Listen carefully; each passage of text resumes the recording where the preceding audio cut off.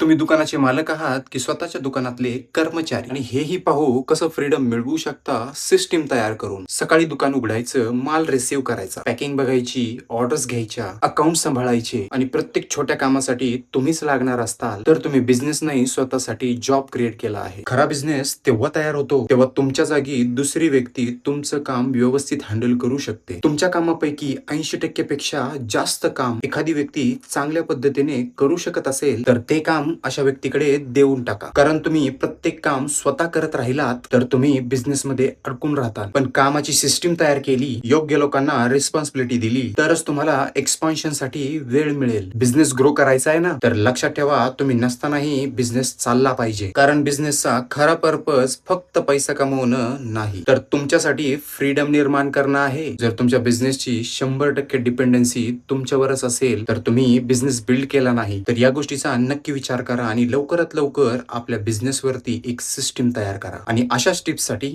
Follow करा.